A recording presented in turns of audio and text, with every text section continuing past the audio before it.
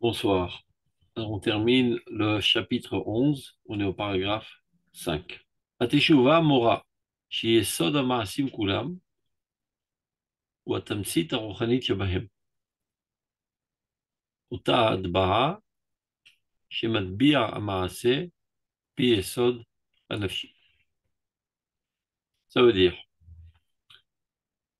que la Teshuvah nous enseigne que le fondement de toutes les actions est le concentré spirituel qui se trouve en elle. En d'autres termes, il explique l'impact que l'action a sur le fondement de notre âme. Ça veut dire, qu'est-ce qu'on voit dans la Teshuvah? Tu viens de faire un acte ignoble. Par exemple, tu as assassiné quelqu'un. Et bien, la Torah te dit, tu fais Teshuvah, il n'y a plus de meurtre. Et pourtant, le corps est bien là. Donc, on comprend de là que la catastrophe essentielle dans la faute, c'est pas l'action, mais l'impact que l'action a sur notre personnalité. Et c'est ça ce que la Teshuvah vient réparer. Elle ne peut pas changer l'histoire, elle ne peut pas changer les événements, mais elle peut changer l'impact que l'événement a eu sur ta personnalité et te nettoyer comme si tu n'avais jamais fait cet acte. On prend dans le texte. Ateshuva mora. La teshuva enseigne. Sheyesod ha'ma'asim kulam. Le fondement de toutes les actions, c'est le concentré spirituel qui en est. C'est-à-dire l'action en tant que telle n'est pas tellement importante, si ce n'est l'impact qu'elle a sur la personnalité de celui qui l'a fait. Et c'est ça ce que la teshuva vient réparer. En d'autres termes, il dit l'impact que l'action a sur notre fondement mental, psychologique, spirituel, etc. וכאשר באמת תוכני המעשים אינם רק מושגים סמליים בלבד, כי אם הם הרוגים ביסוד העולם הממשי. C'est ce qu'il faut comprendre, que toutes les actions qui sont préconisées par la Torah, ce ne sont pas des symboles. On aurait pu croire, voilà, tu attaches les tefilines, et de cette manière, tu exprimes ton attache avec Akadosh Baruch Hu. Un symbole. Un symbole, en fait, n'a aucun rapport intrinsèque avec la réalité. Il est totalement arbitraire. C'est pas de ça qu'il s'agit. Il s'agit d'actions qui ont une influence directe sur l'existence. Ça veut dire que si, par exemple, il y a un fil qui se déchire à l'intérieur d'un ordinateur, ben, ce n'est pas un symbole. Tout simplement, l'ordinateur ne pourra pas fonctionner. Ben, de la même manière, si un des fils de tes tzitzit se déchire, ben, la vie divine qui vient par l'intermédiaire de Knesset Israël et qui te pénètre n'arrivera pas en toi, et en quelque sorte, tu vis moins que lorsque ce fil existait. Donc il s'agit d'actions vivantes.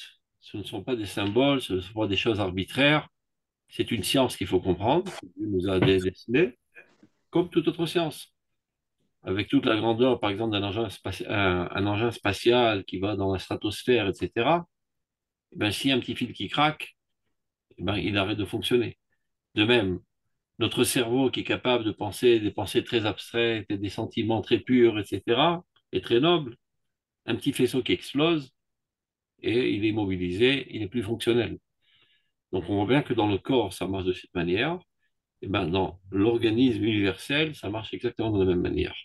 D'ailleurs, le passage qui dit qui mi besari echeze Eloha. Ça veut dire, en observant, en analysant le fonctionnement de mon corps, je peux faire une extrapolation et de comprendre comment marche le mécanisme divin dans ce monde. Et bien exactement de la même manière, puisque le corps est à l'image de l'âme. Le corps n'est qu'en fait la traduction tridimensionnelle de ce qu'il y a dans l'âme. Ce ne sont pas deux choses différentes. Donc le même mécanisme qu'il y a au niveau du corps se trouve de manière bien plus forte et vigoureuse au niveau de l'âme. Donc puisqu'il s'agit de cela, il dit Kacher Behemet, Tochne Amaasim, l'importance des actes, l'intériorité des actes. Ce ne sont pas des concepts symboliques seulement. Ça a aussi un effet secondaire symbolique, mais c'est pas ça l'essentiel. Kim M. Arugim, ils sont tissés. Biyesod Olam HaMamashi, dans le monde concret. Donc, il y a Nekroïm, Lomar, nous sommes appelés à dire, chez Olam HaMamashi, Kemoshehu, ou Omlam Olam Echulak. Le monde concret, le monde réel, tel qu'il est, c'est vrai qu'a priori, il a l'air d'être totalement déconnecté du monde spirituel. Chez Kol Zdarav Matimim Zelazé, il a un ordonnement de lui-même, indépendant, qui est des relations de cause à effet, etc. Et on ne voit pas tellement la relation qui existe entre le monde spirituel et le monde matériel, entre l'âme et le corps. Mais à vrai dire, Shorsho ou Yesod Amarshafti. Il faut bien comprendre que la racine du monde concret se trouve dans le monde de l'abstraction. Et plus exactement, la seule et unique réalité des choses, c'est la réalité abstraite. Comme on le dit, Hachem, Elohechem, Emet. La seule vérité qui existe dans ce monde, c'est le divin. Dit le Rambam dans son œuvre gigantesque qui s'appelle Ayad HaChazaka. Akol nimsa me'amitat imatsero shel HaKadosh Baruch Hu. Tout existe dans ce monde par l'existence véritable du divin. Et si le divin retirerait son existence de quelque existence qu'il soit, cette existence arrêterait d'être. Ça veut dire, pour s'habituer à cette pensée, on a un objet, par exemple, ou un corps, peu importe, qui est constitué de toutes sortes de particules, de molécules, d'atomes, d'électrons, d'énergie finalement, dans des couches les plus profondes. Si théoriquement on arriverait à retirer l'énergie, eh ben, on en reviendrait au néant total. Ben, la Torah nous enseigne que plus profondément que l'énergie, ce qui se trouve, c'est le divin. C'est ça qui est à la source de tout. Et lorsque le divin s'en retire, on revient au néant total. Donc le monde de l'abstraction, c'est ça la réalité. On voit ça tous les jours. Un bonhomme sympa, bien gras, bien joyeux, etc. Et un beau jour, Dieu reprend son âme. C'est-à-dire enlève son dévoilement qui se trouve dans ce bonhomme. Et bien, qu'est-ce qui lui arrive? Il se dégonfle, plongé dans un trou, il se décompose, il disparaît. Donc là, on n'a pas l'habitude de penser de cette manière. Il faut se familiariser avec ce concept que la réalité seule et unique de l'existence, c'est la réalité abstraite. Ce qu'on voit, ce qu'on palpe, ce n'est qu'une projection de la réalité. Même le sacré goy philosophe Aristote a compris ça et il a donné une métaphore pour nous faire comprendre. Ça n'a pas besoin d'être juif pour le comprendre, il suffit d'avoir un petit peu de cervelle. Il raconte qu'il y a des enfants que depuis leur plus tendre jeune âge, avant qu'ils aient conscience même, on les a enchaînés dans une grotte et ils ont le dos à l'ouverture de la grotte. Donc ils n'ont jamais vu l'extérieur. Ils sont enchaînés, ils ne peuvent pas bouger. Mais il y a des gens qui passent devant la porte de la grotte. Ça fait de l'ombre. Et leur ombre est projetée sur le mur que eux ils voient. De leur point de vue, c'est ça l'existence, c'est ce qu'ils voient. Ces ombres qui se baladent sur le mur. Mais ils ne savent pas que derrière ça, il y a une réalité en dehors. Donc tout ce que nous percevons aujourd'hui, ce n'est qu'une projection, une ombre de l'existence réelle. L'existence réelle, elle est totalement spirituelle, totalement abstraite. Et c'est sur ça que la Teshuvah travaille, sur l'existence réelle, sur l'intériorité de l'existence. Akol bechorma asita. Dieu a tout créé à l'aide de la chorma. Chorma Hashem. Baruch Shama vaya olam. La parole divine est créatrice par la chorma divine, et plus exactement, si on veut entrer dans le détail, par les lettres d'Hashon Kodesh. Si déjà on parle de ça, je vais ouvrir une petite parenthèse. Il y a une différence capitale entre toutes les langues du monde et l'hébreu. En cela que l'hébreu est la langue de Dieu. Et la langue avec laquelle le Créateur a créé ce monde. Comment il a créé ce monde? Eh bien, il a d'abord avant tout créé des éléments premiers qui sont les Otiyot HaKodesh. Dans ces éléments, il y a, dans chacune des lettres, il y a un dévoilement divin spécifique. Et la combinaison de ces lettres, c'est ça ce qui donne naissance à l'existence. Ça veut dire, si on veut se familiariser avec le concept, Nous, on voit un verre d'eau. Ben voilà, on voit un liquide. Un savant, lui, il prend un, on appelle ça en français, un microscope, et il décèle que cette eau, elle est composée de molécules, H2O, deux molécules de H, une de O, et c'est comme ça qu'on fait de l'eau. Et à vrai dire, il y a une couche bien plus profonde de l'existence. Comment on fait de l'eau? Même, Yud, même. Dans la pensée divine, il y a la lettre même qui comprend en elle une certaine lumière divine. Dans le Yud, une autre. Dans le même sophite, une autre. La combinaison de ces trois existences divines donne naissance à l'eau. C'est comme ça que Dieu a créé son monde. Donc il a d'abord et avant tout créé des atomes spirituels premiers et avec cela, il a pu après créer le monde. Ce qui veut dire que ce n'est pas donné seulement à Dieu. Tout être qui est capable de comprendre cette dimension des Otiot HaKodesh, de la vivre, évidemment cela nécessite une pureté corporelle, une pureté des vertus, etc., une sainteté, et bien lui aussi pourrait créer. Qui est Bene Elohim El Chai. Bene Elohim Atem, vous êtes les enfants de Dieu, donc on a en nous cette capacité créatrice comme le divin.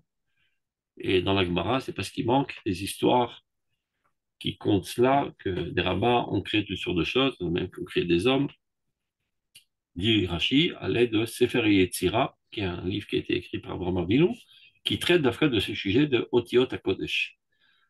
Pourquoi je parle de ça? Pour dire que, à la base, au fondement de toute existence, se trouve Chochmat Hashem.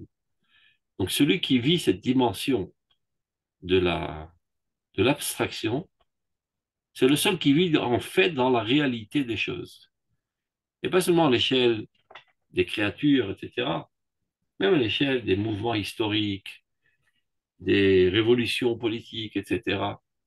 On a comme l'impression parfois que c'est ce bonhomme qui a déclenché ceci et ce bonhomme qui a déclenché cela. C'est une vision très, très superficielle. Il y a un entrechoc entre des idées. Et des idées, à travers l'histoire, qui s'entrechoquent et qui, eux, euh, comment dire, ça manipulent les hommes et les font arriver à l'objectif que Dieu a fixé par avance. C'est ce qui s'appelle Orosh HaMashiach, la lumière messianique.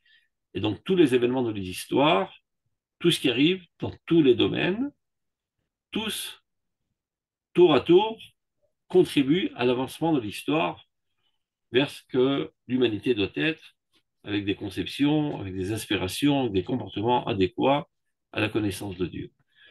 Donc, aussi bien à l'échelle individuelle, ça c'est très facile à comprendre. Si je te demande qui tu es aujourd'hui, ben, je suis l'addition de tous les événements que j'ai vécus, la manière dont j'ai réagi envers ces événements et l'impact que ces événements ont eu sur ma personnalité, c'est ça qui dessine aussi aujourd'hui le profil de ma personnalité. Et si j'avais passé un autre itinéraire, très probablement que j'aurais été une autre personne. Évidemment, qui a des données premières, ce qui s'appelle la potentialité de l'âme, mais la manière d'être mise à l'œuvre, évidemment, que les conjonctures ont eu une influence sur elle, comment la mettre à l'œuvre. Donc ça, à l'échelle individuelle, tout le monde le comprend, mais c'est de même à l'échelle de la nation, et c'est de même à l'échelle de l'humanité entière. Donc, ce qui se joue toujours derrière les coulisses de la pseudo-existence, c'est le monde des idées, le monde de l'abstraction, le monde de la chorma. Et la teshuva, c'est sur ça qu'elle travaille. C'est-à-dire que tu as assassiné quelqu'un, c'est pas en faisant teshuva qu'il va se relever sur ses pieds. Il est mort, c'est fini. Mais pourtant, la Torah, elle te dit, il n'y a pas eu de meurtre. Comment ça, il n'y a pas eu de meurtre? Il est assassiné, tu vois, il y a une flaque de sang, il a le poignard dans le cœur. Ça arrive qu'il y ait des gens qui meurent. Mais moi, je ne l'ai pas assassiné. À partir du moment où j'extirpe de ma volonté cette volonté infâme de porter atteinte d'une autre personne, eh ben, ça ne trouve plus en moi. Donc, je suis nettoyé. Donc, il y a plusieurs niveaux de teshuva. Et teshuva tata, hein, une teshuva basse, qui découle d'une peur du châtiment ou bien d'une espérance de la récompense, c'est-à-dire une teshuva intéressée, offeret, zdonot, les shgagot. C'est ce que tu as fait de manière intentionnelle. C'est comme si tu as fait ça sans faire exprès. Donc ça neutralise. Min hot teshuva, teshuva ilaha, teshuva me'ava, par amour de Dieu, par identification profonde avec le projet divin, en d'autres termes par idéalisme, oferetz donot nesruyot. Tes péchés sont transformés en mérite. Tu as assassiné, tu dis ben non, tu n'as pas fait un meurtre, tu as fait une mitzvah. Mais comment ça c'est possible? Ben, pas toujours la mise à mort est un meurtre. Si par exemple un bourreau met à mort un criminel, on ne va pas le traiter de criminel. Il a fait un acte de bravoure même. Il a rempli son rôle d'édifier la justice dans ce monde. Donc le problème dans la mise à mort, c'est le fait que tu sois un meurtrier, que tu ailles à l'encontre de la volonté de Dieu, et c'est ça ce qui salit ton âme, et c'est ça ce qui impurifie ton âme, et étant toi une des cellules de la nation, tu impurifies la nation d'Israël étant le cœur de l'humanité, tu impurifies l'humanité entière, et tu lui portes atteinte de fait. Et quand tu as touché à ce monde spirituel, il aura sans aucun doute des répercussions sur le monde matériel, puisque ceci ne réalise qu'une seule entité, tout comme notre personnalité. On a un corps, on a une âme, et il y a un lien psychosomatique. Les tensions mentales ont des répercussions sur le corps, et vice-versa. Les douleurs corporelles ont des répercussions sur notre mental. Nous ne réalisons qu'une seule entité. Eh bien, il s'avère que l'univers entier est conçu de la sorte. Il y a toutes sortes d'objets. Veyesh Baruch Chei Olamim, la vitalité de tous les mondes, l'âme de tous les mondes, qui est le divin qui fait vivre toute cette existence. Donc lorsque tu portes atteinte à l'intériorité de l'existence, sans aucun doute, ceci aura des répercussions destructives sur les aspects aussi matériels. On reprend dans le texte. A Teshuva Mora. La Teshuva nous enseigne. Chez Yesod HaMaasim Kulam, le fondement de toutes les actions, ou Tamtsit Aruchanit Shebahem. C'est ça le fond de l'action, c'est ça l'essence de l'action. Tamtsit, c'est du concentré. Le concentré spirituel qui se trouve dans l'action. Ota adba'a shematbia ma'aseh b'yesod hanafi. Ça veut dire l'impact que cette action a eu sur ta personnalité, sur ton psychisme, etc.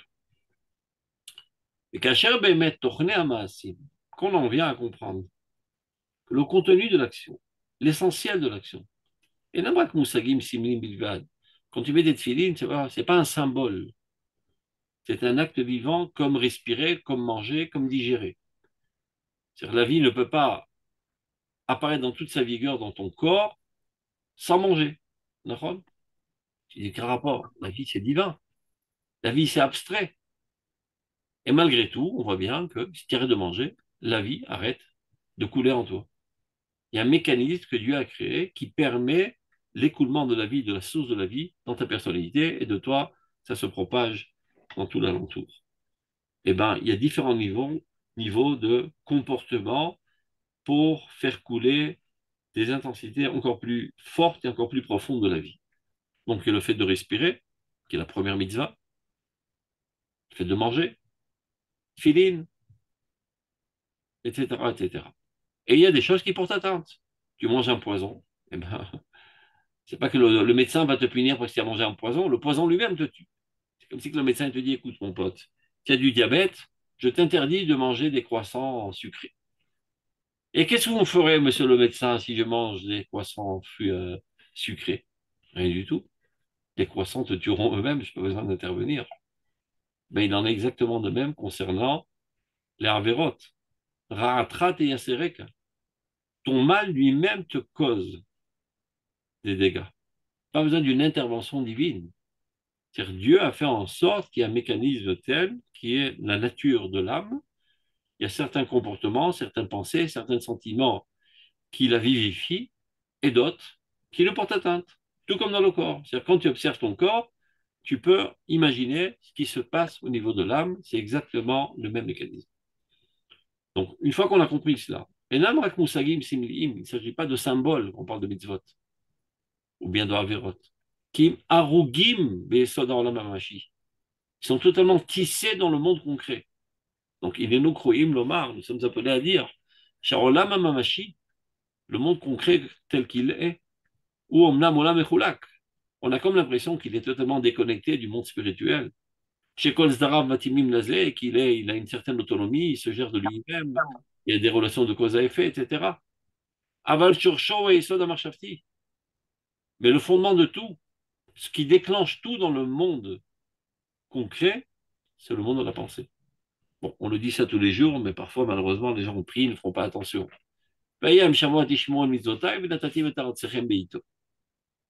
Si vous accomplirez mes mitzvot, je donnerai de la pluie. Pourtant, c'est pas comme ça qu'on a appris à l'école que la pluie se crée. Une certaine inclinaison du globe terrestre avec l'évaporation du soleil et les cheminées, c'est ça qui donne la pluie. D'accord, mais il y a un facteur premier qui déclenche tout ce processus, c'est le facteur moral. Ce facteur moral a des répercussions et c'est ça qui déclenche toute la relation de cause à effet dans le monde de la matérialité. Donc, Shorsho ou Yesod Amarshafti. Akolel ou Mekifoto. Et qu'il englobe, et qu'il le comprend. C'est-à-dire qu'il est bien plus important. Mais Narala Venisgar Vimenu. Il est bien plus haut que le monde concret. La Teshuvah, mais Romemet et Adam Volamo Lorlamaï. C'est sur cela que la Teshuvah travaille.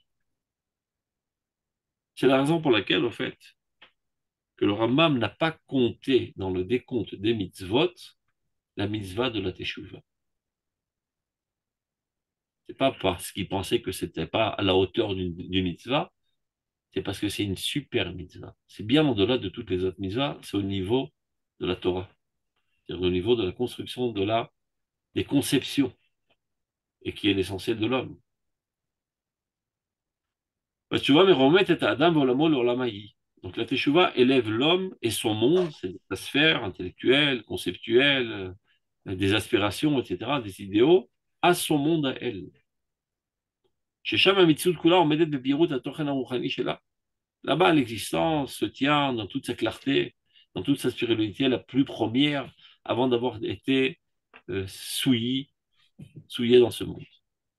Alors là, Mahou, ce monde-ci, ce monde-là de la spiritualité, Be'otsem Ruch Niyuto, dans toute la puissance de sa spiritualité, Sholetu al olamenu ama'asiyam ugbal. C'est lui qui maîtrise, c'est lui qui contrôle, c'est lui qui gère notre monde matériel qui est bien, bien, bien, bien limité. L'âme, elle est illimitée. Elle est infinie comme le divin. Ne rêve pas que ton âme se trouve dans ton corps. L'âme, volatile dans tous les mondes. C'est décrit de manière métaphorique. Une fibre de soi relie ton âme à ta personnalité. Ra- Rav Ben Shushan, comment une personne sait-elle si sa teshuva, c'est une teshuva tata, c'est ça? Ou une teshuva ila? C'est très très simple. On peut pas. Est-ce que vous on- faites ça par intérêt ou de manière désintéressée? Ça veut Mais dire, comment est-ce qu'on peut vraiment savoir si on a vous peur, savez bien, si facilement ou si... si vraiment vous êtes enthousiasmé par le bien et vous haïssez le mal, Oui, ou bien vous faites le bien parce que vous n'avez pas le choix, et vous ne faites pas le mal parce que aussi vous n'avez pas le choix pour ne pas vous ramasser une raclée. Mais s'il n'y avait pas d'interdiction, il n'y avait pas de bon Dieu avec une matraque, j'aurais fait ça à cœur jour. Donc tant que j'en suis là, j'appartiens à Teshuvah Tata. J'ai déjà mieux que rien. Heureusement qu'il y a des flics qui empêchent les criminels d'assassiner tout le monde dans les rues. Mais ces gens-là sont des criminels. C'est pas parce qu'ils assassinent pas de fait que ce ne sont pas des criminels, ce sont des criminels. Ça, c'est mieux que rien. Et peut-être qu'à force de s'empêcher et d'agir dans ce sens, finalement, ils auront un changement conceptuel, etc. Donc, le premier stade de la teshuva, il peut être à ce niveau, mais il ne faut pas s'en contenter de croire que par là, on a fait une véritable teshuva. Ce n'est qu'un changement comportemental.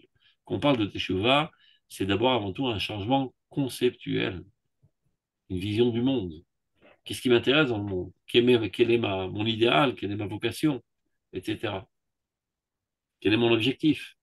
Et de là découlent après mes comportements et que de la manière dont je forge ma personnalité, mes vertus, etc. C'est clair? oui, enfin, beaucoup de personnes Je pense que la majorité des gens font une teshuva basse, quoi. Je sais pas Bon. si Pas, vraiment pas c'est besoin de calomnier tout le monde, chacun non, son, personne, j'ai pas dit, enfin moi en tout cas, enfin je sais pas, mais chacun son une niveau. Et teshuva même, mais même à quand vous Havas, dites ça, ça dépend des domaines. d'accord, d'accord, Ça veut ok. dire, dans certains domaines, vous pouvez vous trouver dans la tchouva ilaha, et dans d'autres domaines, tchouva tata. Par D'accord, exemple, vous respectez vos parents de manière désintéressée. C'est pas dans l'espoir de recevoir une récompense. Parce que vous les aimez, parce que vous d'accord. êtes reconnaissant. Mais peut-être que dans d'autres domaines, parce que vous ne comprenez pas le bien qui est en cela, vous le faites de manière aveugle, par Mhm. obéissance, par soumission. Ouais. Mm. Donc, plus on s'approfondit dans la compréhension des choses, plus Mhm. on s'identifie avec elles, et plus finalement on fait ça de manière totalement désintéressée et par même élan intérieur. Et c'est ça, Avodat Hashem, mais Ahava. Ça veut dire, si déjà vous avez ouvert la parenthèse, je vais un petit peu développer. Il y a 4 niveaux du service divin. Le niveau le plus bas, c'est ce qui s'appelle Avodat Hashem et Tochirat Haonesh. Je cherche Dieu, je sers Dieu Mm. dans la crainte du châtiment. Ouais. Mais en fait, ça m'exaspère. Je ne peux pas le supporter d'abord parce qu'il me casse les pieds, il ne me laisse pas vivre de manière libre, mais j'ai pas le choix. Après, plus haut que ça, Irat Aromamut, la crainte de la révérence. C'est-à-dire, je l'admire. Je vais vous donner un exemple, vous allez comprendre mieux. Un petit enfant à l'école. Eh ben, son prof, il lui dit, si tu ne fais pas tes exercices de maths, je te donne une punition. Top, il le fait, il n'a pas le choix.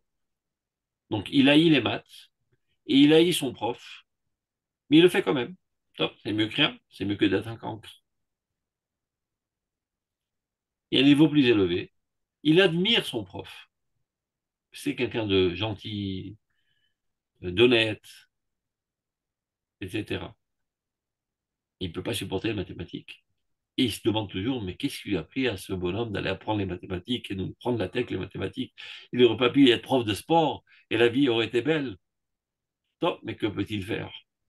Il ressent tellement de cavode, comment ça s'appelle, il honorifie tellement cette personnalité qu'il n'ose pas contrecarrer sa volonté et c'est pour ça qu'il se met à la besogne et il fait ses exercices de maths. Il rate à Robomout. J'admire Dieu, il a créé le monde, il est grandiose, il fait bien, énormément de bienfaits dans ce monde. Mais pourquoi il nous a donné une Torah si compliquée, avec tellement d'interdictions? Top, c'est bien mieux que le précédent. Après, il y a Avodat Hashem et Ahava, service de Dieu par amour. Ahava en hébreu, c'est la même valeur numérique que Echad, qui veut dire un. Je suis totalement uni avec le divin. Mais les fibres de mon âme vibrent par l'idéal divin. Ça me prend les tripes, ça m'enthousiasme. C'est cet idéal de construire une nation qui va porter le bienfait à l'humanité entière. Mais c'est une épopée extraordinaire, cette histoire-là. Je veux faire partie de cet idéal. Bien que je ne comprenne pas toujours, dans les plus petits détails, comment eux aussi contribuent à l'avancement de cet idéal grandiose. Mais je lui fais confiance. Vu que j'ai compris la grandeur de Dieu, la grandeur de son idéal, je suis enthousiasmé, électrifié, j'ai une confiance qu'il sait ce qu'il fait et qu'on ne peut pas arriver à la réalisation de ces idéaux sans passer par ces moyens. Après, quand je m'approfondis, je suis capable même de comprendre en quoi tous les plus petits détails sont nécessaires pour arriver à cet objectif. Donc, c'est le top du top de Avodat Hashem Mitoch Ahava. On ne peut pas arriver à Avodat Hashem Mitoch Ahava sans une étude approfondie et essentiellement l'étude de ce qu'on appelle l'étude de l'Aïmouna. Si tu es un pro dans la technicité de la halakha, tu as de peu de chances à arriver seulement avec cela à Avodat Hashem, mais à Ahava. Mais quand tu es un expert en la matière, dans la science de l'Aïmouna, il y a de fortes chances d'y arriver. En-delà de cela, ce qui s'appelle Avodat Hashem mitoch iratret. De l'eau irat haonesh, iratret. La peur de pécher. Pas parce que je vais me ramasser une tannée, parce que j'ai peur de porter atteinte à ce lien intime que j'ai avec Dieu. Comme quelqu'un qui est amoureux fou de quelqu'une. Il vit dans un idéal extraordinaire, un romantisme extraordinaire. il se tient toujours à carreau de peur de porter atteinte à ce contact, à cette liaison qui lui procure tellement de satisfaction et de bonheur. Donc, une fois que je me suis élevé à Avat Hashem, et je vis pleinement la vie de tout poumon dans cet idéal extraordinaire, je suis toujours sur mes gardes de ne pas faire une gaffe qui pourrait, à Dieu ne plaise, me déconnecter de Dieu et j'aurai plus de sens à ma vie. Donc, Avodat Hashem est Irat Chet. C'est encore plus haut que Av. Donc, en fonction de cette manière de servir Dieu, il y a aussi la tchouva qui va parallèlement à cela. Donc, tu progresses ou par un facteur de peur du châtiment, ou par révérence, ou par amour, par compréhension profonde, identification profonde avec le divin, ou encore plus haut, il retraite, tu vois, il a chez Bailout. Tof. On continue. Donc, la tchouva me remet à Adam. C'est ça ce qu'elle fait, la tchouva. Il y en a qui pensent que faire tchouva, c'est changer de comportement. Mais ça reste la même crapule, dans la même bassesse. Et il vit des conceptions totalement viles. Ouais, mais il met tous les jours les télés de Rabbeinu mais maintenant il mange cachère, etc., etc. Bon, c'est un singe qui a été dompté. On parle d'une métamorphose de la personnalité. Tes intérêts sont autres, tes rêves sont autres, tes aspirations sont autres. C'est ça une véritable teshuva. Donc, on ne va pas dédaigner et mépriser les autres qui ne sont pas encore à ce niveau, ils sont en route. Mais il faut savoir d'abord définir l'objectif. On parle d'une métamorphose de la personnalité, d'une idéalisation de ta personnalité. C'est teshuva ila. Et la teshuva est censée t'élever à ce niveau. Chez Shama Mitziut Kula Omedet Beirut. Là, tu te tiens dans une clarté totale. Ve'olam ha'u be'otzem u'chnuto sholet al olamenu. Qui est bien clair. Si tu appartiens à ce monde, tu es un de ceux qui sont avec Akadosh Baruch Hu, qui gère le monde. Comme dans le gouvernement, ce qui s'appelle un cabinet abitroni. Je ne sais pas comment on dit ça en français, le cabinet sécuritaire. Une petite poignée de gens, ce sont eux qui gèrent l'État. Eh bien, tu peux toi aussi appartenir à la gérance de l'existence avec Dieu parce que tu appartiens à cette sphère. Et tes pensées sont créatrices, tout comme la pensée divine est créatrice. Ammarshava yotzeret. Tzaddik gozer, akadosh baruch hu mekayem. Quand un tzaddik décrète, quand un tzaddik pense que c'est comme ça que ça doit être, ben Dieu réalise parce que de toute façon, ce qu'il pense, c'est ce que Dieu qui veut. Il est dans la continuité, dans la pensée divine. Donc il est associé à Dieu dans la gérance du monde.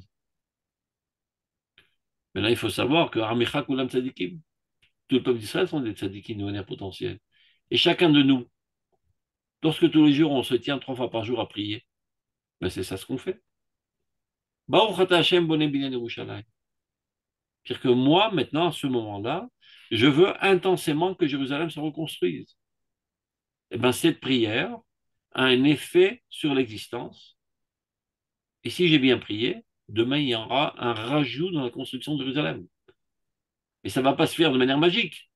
Abracadabra, il y a un lapin qui va sortir du chapeau. Non, pas machlo.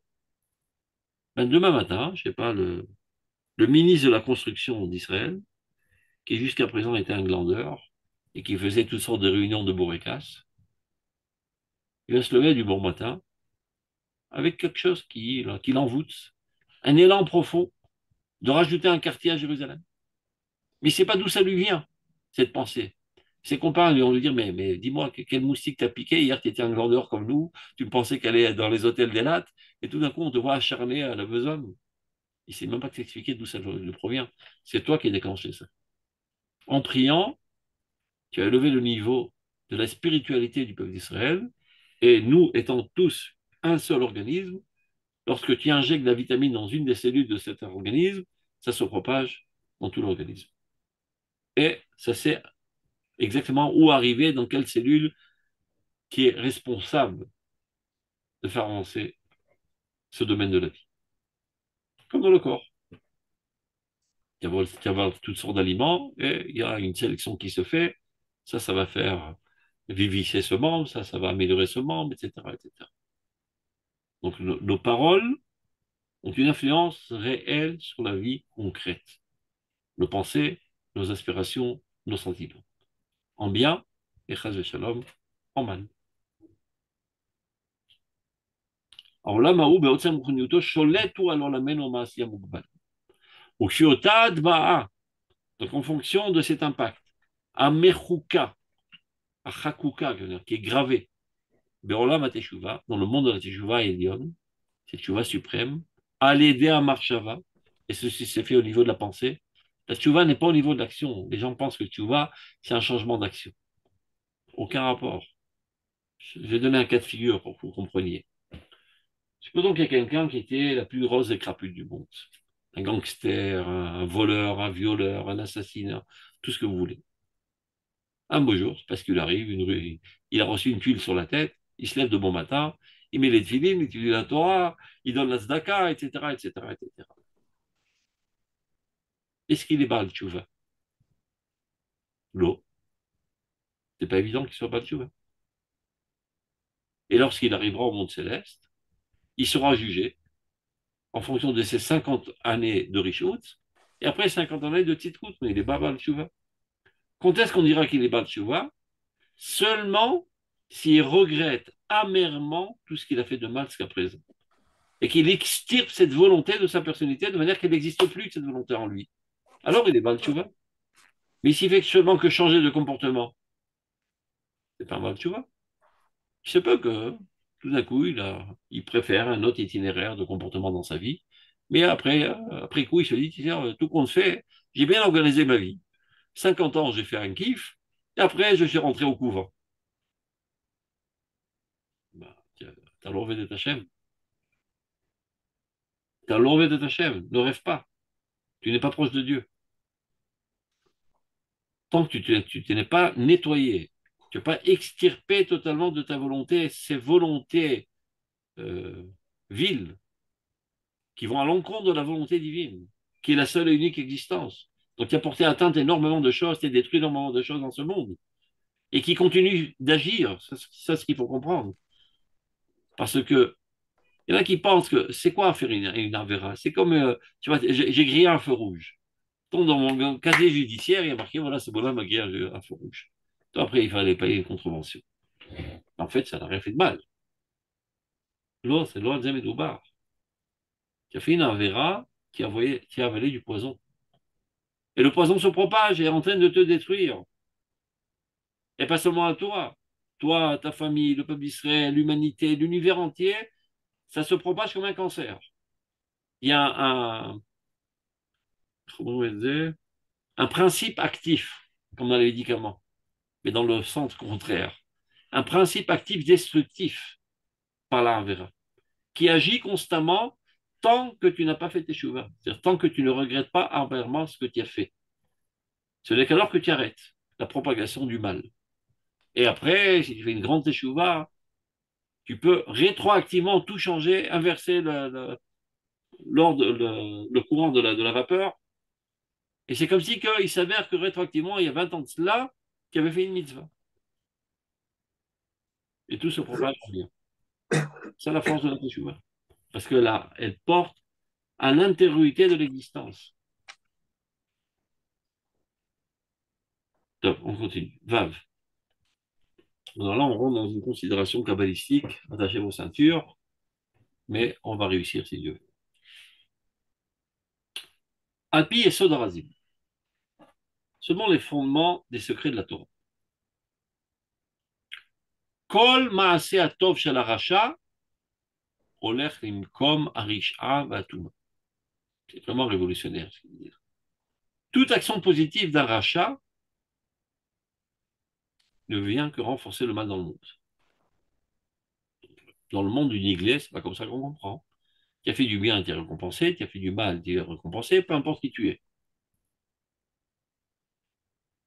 Dans le monde de Nistar, qui lui comprend ce qui se passe dans les méandres de l'existence, on lui explique ce qui se passe. Il va nous donner des exemples. Quand un rachat, maintenant, comment qu'on définit qui est rachat, qui est tzaddik? On fait tous des fautes. Alors, tu peux pas dire celui qui est à 100% net, qui a fait aucune faute de sa vie, est tzaddik. Donc tu ne trouveras aucun tzaddik dans ce monde. C'est l'orientation essentielle de ta vie. Qu'est-ce que tu cherches dans ta vie? Faire le bien ou faire le mal? Et même, grosso modo, la majorité de tes actions vont vers le bien ou vont vers le mal. Si la majorité des actions vont vers le bien, ça prouve que ton intériorité tend vers le bien. Il n'y a qu'à voir, la majorité de ces expressions de ton intériorité sont allées vers le bien. Ça prouve tout simplement que ton intériorité tend vers le bien, donc tu appartiens à la catégorie des tzadikim. Si c'est le contraire, tu aspires au mal, mais même la pire des cas là, ça lui arrive de faire des bonnes actions. Une fois, il a aidé sa maman, une fois, je sais pas, il a contribué, il a donné la tzedaka. Vous savez que, paraît-il qu'en Italien, il y a même des synagogues qui appartiennent aux gens de la mafia. Ce sont des assassins, mais ils ont quand même des synagogues.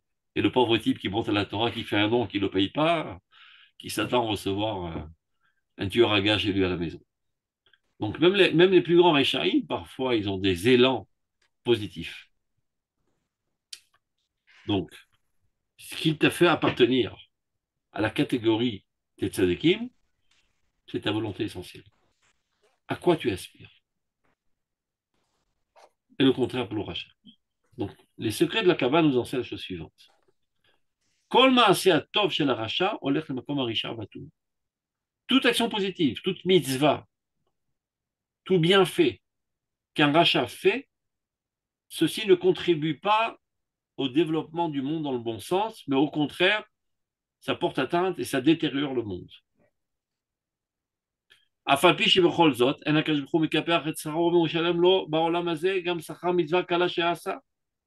Bien que Dieu est juste et équitable, il le récompensera pour l'acte positif qu'il a fait. Ça, c'est un autre compte. Tu as fait un acte positif, tu es récompensé. Mais quand on voit dans la lignée de l'histoire ce que cette action va engendrer, sans aucun doute qu'elle engendrera destruction du monde. Bien que Dieu le récompense, mais ceci appartient au mal. Calvachomer, a fortiori dans le sens inverse. Chez Kolaravon Vechet Shel Tzadik, lorsqu'un tzadik fait un péché, et ça arrive, un tzadik baret Ashriya Setov Velechet Adi Shlomo Melech. Ça n'existe pas dans ce monde un tzadik qui ne fait que le bien, qui ne faute jamais. L'homme est faillible dans sa nature même. Nous fautons tous, nous trébuchons tous, et nous le relevons de plus belle. Mais on faute. Tout péché qu'un tzadik fait, Afalpi Sheba'ar et Yeshulam, bien qu'il payera les pots cassés dans ce monde, il sera puni par Dieu, sera des répercussions destructives sur sa personnalité, etc. Vesvivav Nisara Meod, et encore plus que les gens simples. Dieu est encore plus méticuleux dans sa réprimande et dans ses punitions envers les tzadikim qu'envers les réchaïm. Parce que d'un tzadik, on attend un comportement bien plus élevé qu'un simplet. Et s'il s'est permis une telle chose, c'est un drame. On peut le comprendre parce qu'il se tient à la tête de la pyramide de la gestion du monde avec Dieu. Donc la moindre des erreurs a des répercussions catastrophiques. Je donne un exemple tout simple.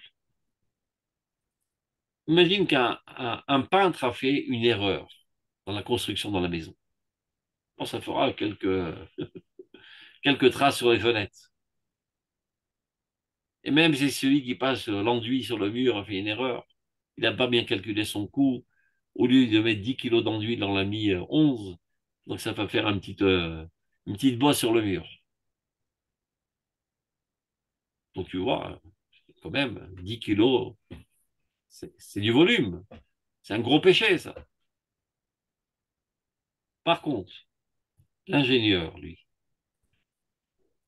si lui, il a fait une toute petite erreur, quand il a fait ses calculs, comment construire la maison,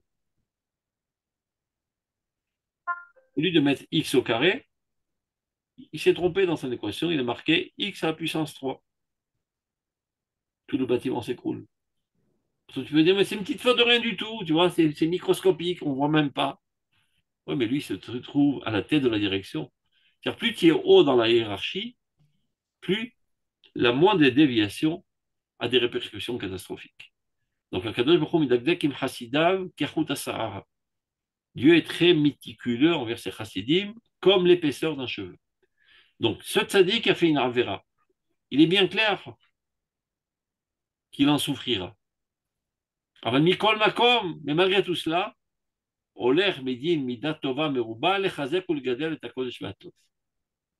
à longue échéance ou à courte échéance, peu importe, l'action qu'il vient de faire enrichira le monde de bien. Si ça provient d'une essence bonne, ça renforcera le bien.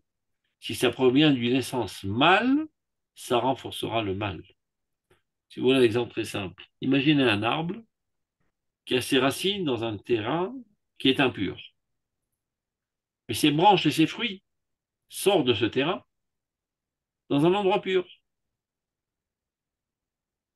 Eh bien, le phénomène de photosynthèse va faire que ça va renforcer les racines qui se trouvent dans une zone impure. Donc, peu importe que ces branches, ces fruits, ces expressions paraissent être bonnes et se trouvent dans une zone pure, mais ils sont que l'expression de sa racine. Et sa racine, elle est impure. L'orientation de sa vie est impure.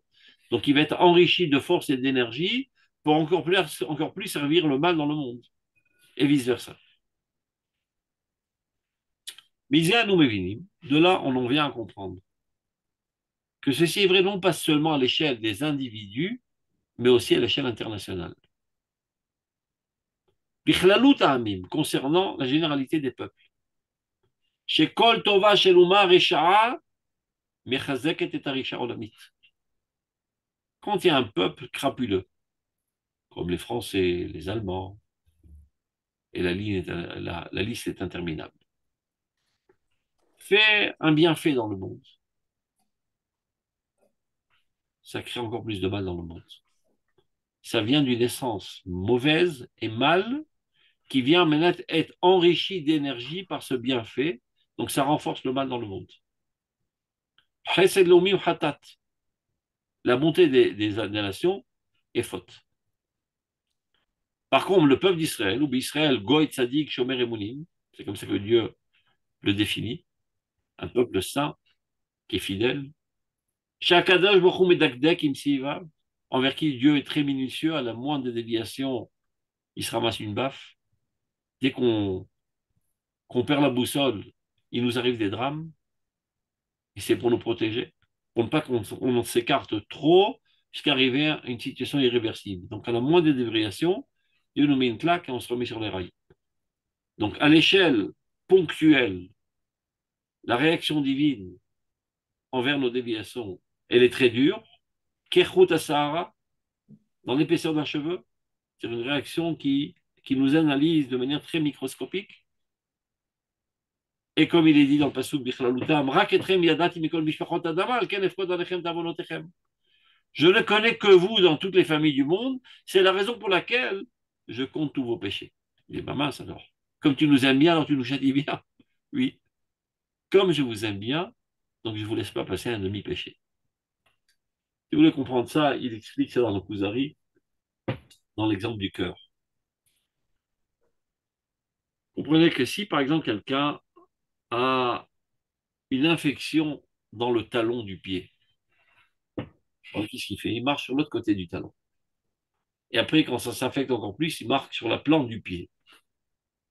Et il laisse les choses envenimées, il ne se rend pas compte. Jusqu'à un jour, il arrive chez le médecin, il dit, mon pote, il est trop tard, il faut te couper la jambe.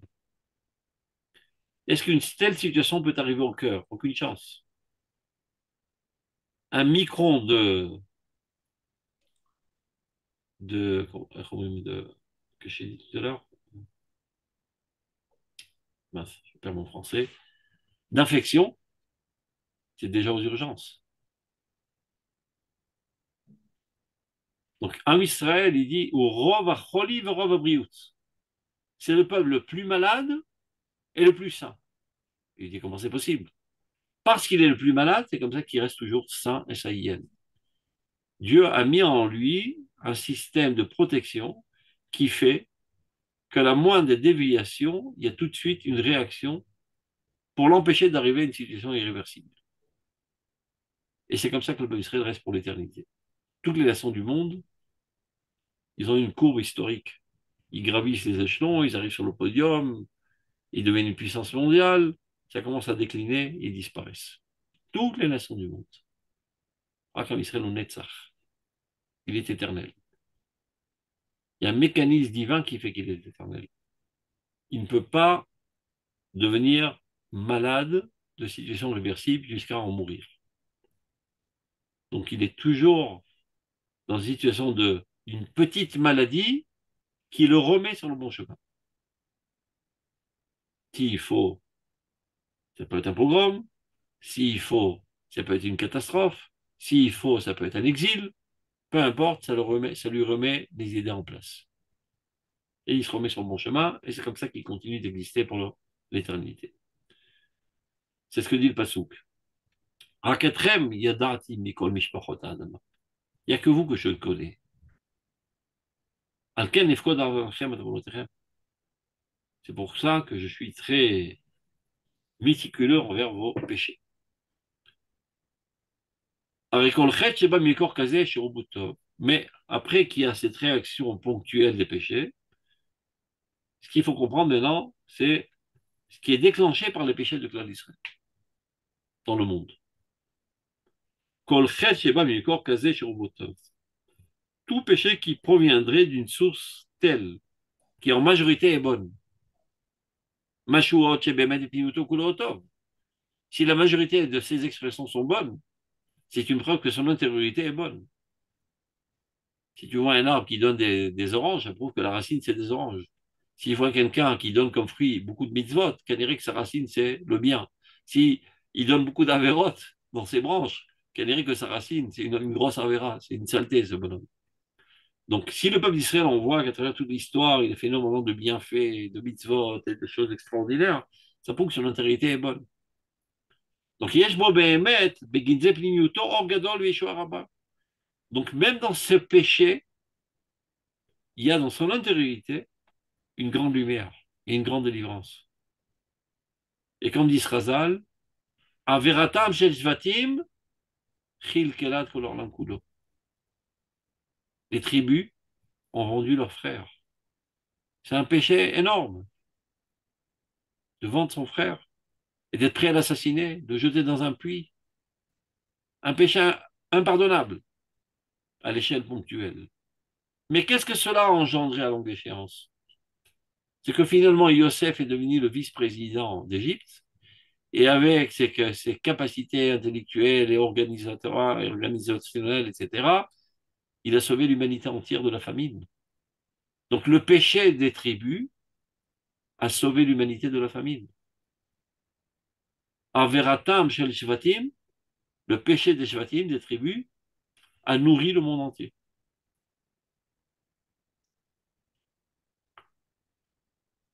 Et il se rappuie sur encore une prière qu'on dit lorsqu'on n'a pas le temps de faire le Shemona Esrei, qu'on est dans une situation dangereuse. Par exemple, quelqu'un est sur le front et ça tire dans tous les sens, il ne peut pas se tenir debout à dire le Shemona Esrei. Ou bien il est dans la forêt en pleine nuit, il y a des loups, etc. Il ne peut pas se tenir. Donc, il y a une mini Shemona Esrei, une mini Amida, qui dit la chose suivante. Bechol parashat ha'ibur yud tzorkechem lefanecha. On ne comprend pas exactement ce que ça veut dire. Kol parashat ha'ibur yud tzorkechem lefanecha. Il s'adresse à Dieu que Dieu satisfait toujours les besoins du peuple d'Israël dans toutes les situations. C'est quoi ce mot ha'ibur? Dit Razal, afilou bezman shovrim avera. Même lorsque le peuple d'Israël fait une avera, satisfie ses besoins. Parce que de cette avera sera engendré quelque chose de grandiose. Et là, c'est Kariamida. Donc si c'est comme ça, alors allons-y, faisons plein d'avérotes. Non, non, non, ça a un prix tout cela.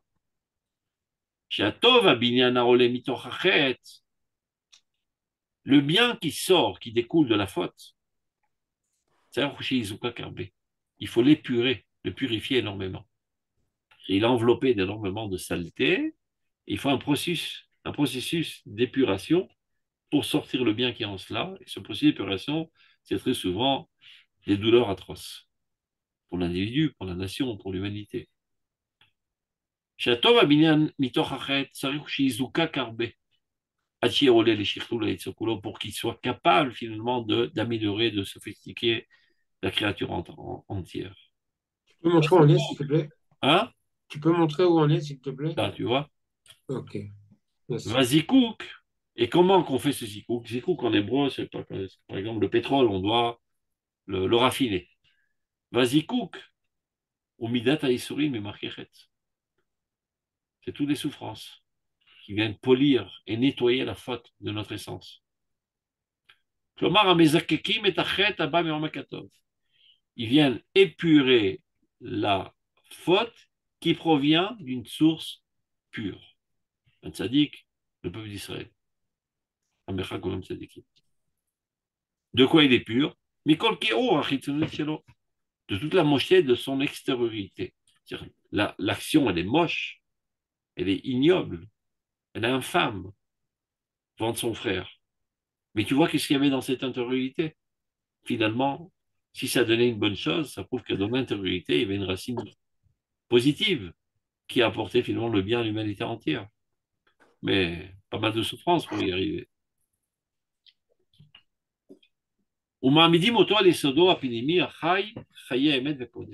Et finalement, tout ce processus de raffinement, d'épuration, fera apparaître la vérité et la sainteté dans le monde. Donc de ce fait, on comprend qu'il n'y a rien de perdu dans toutes les actions des tzadikim, quoi qu'ils fassent. Ils font le bien, évidemment, mais même quand ils font du mal, par mégarde, par faiblesse, par tentation, ça arrive à tout le monde. Vu que leur essence est bonne, leur objectif est bon, leur inspiration est bonne, ça renforce leur entité profonde. Même quand un tzaddik, je sais pas, il a mangé du porc, que ce soit par mégarde, que ce soit même par envie. Bah, ce porc, il y a de l'énergie, ça a renforcé son corps. Et son corps, de manière générale, est au service de sa volonté, qui, pour la plupart du temps, va dans le bon sens. Donc même le mal qu'il vient de faire, est mobilisé pour l'avancement du bien dans le monde. Ce qui ne veut pas dire que c'est permis de faire le bien et qu'on ne comprenne pas d'ici qu'il y a une certaine légitimité à faire le bien, à faire le mal. On parle rétroactivement, une fois que ça a eu lieu, on doit être à la hauteur de comprendre que si c'est provenu d'une source positive, sans aucun doute, ça engendrera du bien dans le monde. Et le contraire pour les Réchaïs. Agave, c'est une des raisons pour laquelle il ne faut pas aider les goïms à aider le peuple d'Israël. Il dit la Gemara, quand ils s'assécheront, ils se casseront. Mais quand tu leur permets de faire des bienfaits au peuple d'Israël, en fait, tu renforces leur existence. Tu perpétues leur gouvernement. Et c'est ce qui fait allonger l'exil. On avait ce dilemme au début de l'État d'Israël. On ne pouvait pas vivre sans l'aide des autres pays, essentiellement de l'Amérique. Et il est interdit de recevoir de la tzedaka des goïms. Parce que tu renforces finalement le gouvernement des goïms sur le monde et non pas l'apparition de Malchut Israël. Mais il n'y a pas de choix, c'est ça où on ne réussira pas sans cela. Donc on a trouvé une combine. Je ne vais pas rentrer dans ces considérations, c'est une combine pratique qui s'appelle Yesh Brira, c'est-à-dire on peut de manière arbitraire fixer une existence, de dire, supposons que les Américains ont donné 1 milliard de dollars à l'État d'Israël, alors nous, Chachamim, on fixe que ce milliard, en fait, est le milliard que les Juifs américains ont payé aux impôts en Amérique. Bien que ce n'est pas vrai, de fait. Mais, Zekwar chez le Chachamim, ils peuvent le faire, et donc ça amoindrit les dégâts. Mais Stam comme ça, quand des Réchaïm, comme toutes les nations qui, dans leur entité nationale, sont tous des Réchaïm, il y a des individus qui sont tzadikim, mais le concept même du nationalisme chez les Goïm est fondé sur un égoïsme profond, et donc quand tu leur permets, et tu es même, euh, tu les motives à faire du bien, tu renforces le mal dans le monde, et tu perpétues le mal dans le monde. טוב, ומתוך שאין דבר אבוד בכל מעשיהם של הצדיקים, ועלהו לא ייבול וכל אשר יעשה יצליח, c'est ce qu'il dit dans Télim. Sa feuille ne s'asséchera jamais, et tout ce qu'il fera donnera finalement réussite. על כן צריך כל חטא, גם קטן שבקטנים, toute faute qu'ils ont fait, même la plus petite, להזדקק, doit se raffiner et s'épurer, כדי להיות מוכשר לשמש אותו הפועל הכללי העליון המצורסך, pour contribuer à l'avancement du bien général. Et c'était vraiment la finalité de tout événement, toute action chez Neshama Gdosha. C'est-à-dire même que par mégarde, il a fait quelque chose, c'était dans le projet divin. Évidemment, il a eu son libre arbitre de le faire, il a mal choisi et en cela, il se cause préjudice, donc automatiquement, il en souffrira. C'est ça la punition. Mais de fait, ça engendra du bien dans le monde. Ki yodea Hashem deret tzadikim. Dieu sait par avance le cheminement des tzadikim. Rak Hashem yodea. Il n'y a que Dieu qui comprend tous ces secrets. Bemakom, makom, shekol sara fait kol notzar lo higiu. Aucune pensée humaine n'est capable d'appréhender tous ces processus complexes. Bechol tshuva me'ahava. Tout tshuva par amour. Ba'ad oto hamakor hapnimi. C'est ça qu'elle touche, cette essence intérieure. Chez Misham kol ha'asui hu tov. Et cette essence intérieure, tout ce qui est fait est bon. Tout ce qui prévient de l'âme d'Israël est bon. Ou binan seltom veyosher le mafrère. Et il s'avérera finalement, rétroactivement, que tout cela n'a construit que du bien. Et c'est comme ça que Zdonot Afrim Lestruyot. Tu as fait une arvera, finalement tu regrettes l'écorce moche extérieure, donc ça retourne à l'intériorité de la graine, qui est toute pure. Zdonot Afrim Lestruyot. Et là, donc, qu'est-ce qu'il est en train d'expliquer, le Rav? Que les péchés qui se transforment en mérite, en fait, il n'y a pas besoin d'une nouvelle création. Il ne vient que dévoiler leur source profonde. Ce n'est pas que du coup, tout d'un coup, on change. Ça a toujours été dans l'intériorité de la graine quelque chose de positif, qui dans son apparence est apparu de manière moche. On casse l'apparence et on révèle à nouveau l'intériorité. Comme il est dit, Ki gam hashamayim achadashim va'aret achadasha, she'atid hakadosh baruch hu la'asot b'yemei Mashiach. Les nouveaux cieux et la nouvelle terre que Dieu est censé faire à l'époque messianique, enam tzrichim chidush. À vrai dire, n'ont pas besoin de renouvellement. Ki kayamim v'omdim, ils existaient toujours. Comme il est dit, Kasher hashamayim achadashim va'aret achadasha, asher ani oseh omdim. Le kadov yamdu, dit Chazal. Et là, omdim, ils se tiennent déjà. Ça veut dire tout cela que dans la potentialité, tout est bon. Et des fois, on n'a pas réussi à exprimer cette potentialité comme il le faut, donc c'est sorti de manière moche et destructive. Mais la potentialité n'a jamais été changée. Donc une fois que tu enlèves l'écorce moche, la potentialité réapparaît dans toute sa beauté.